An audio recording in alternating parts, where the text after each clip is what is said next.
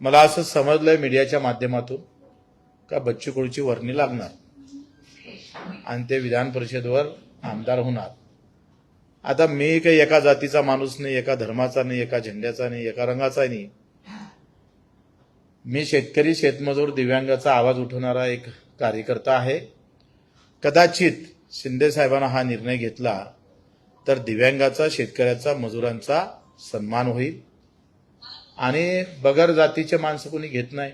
तुम्हाला माहित आहे आजकालचं राजकारण विकासापेक्षा जाती धर्मावर आहे। लोक मेंढरासारखे जातात जाती धर्माच्या नावावर।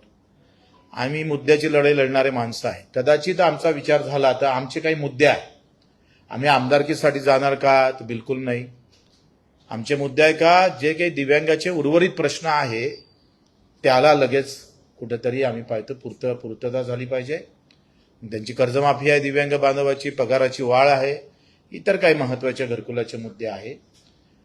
दुसरा, पेरणी ते कापणीपर्यंत सगळी कामे एमआरजीएस मधून झाली पाहिजे, शेतकऱ्याचा मुद्दा आहे। हमी भावाचा आहे।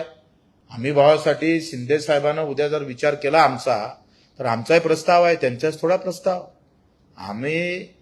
आम्ही काय म्हणते, पदासोबत युती करणारे लोक नाही आहे। पदासाठी किंवा निवडणुकीसाठी युती करणारा बच्चू कडू नाही आहे। ते इतर पक्ष करतात युती, म्हणजे निवडणुका आल्या का यांच्या युत्या होतात। बच्चू कडूची जी काही युती आहे ती मुद्द्यासोबत असेल, मुद्दा असेल तरच मग आम्ही समोर पावलं टाकू।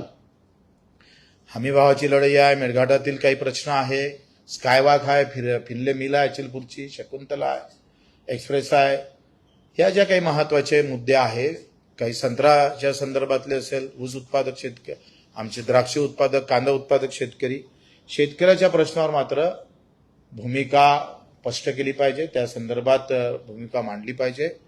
विधवा भगिनी आहे, म्हणजे लाडक्या बहिणीला तुम्ही 1500 देता, पण त्या परित्यक्त्या आणि विधवा भगिनी ज्या लाडक्या आहे, त्या बहिणी आहे, त्यालाही तुम्ही तेवढेच देता। ज्यांना पती नाही त्यांनाही तेवढे, ज्यांना पती आहे त्यांना पण तेवढेच। हे काही महत्वाचे मुद्दे आहेत, त्याचा प्रस्ताव सुद्धा आम्ही शिंदे साहेबांना देऊ। निवळ आमदारकीसाठी जावं एवढा काही नालायक बच्चू कडू नाही आहे।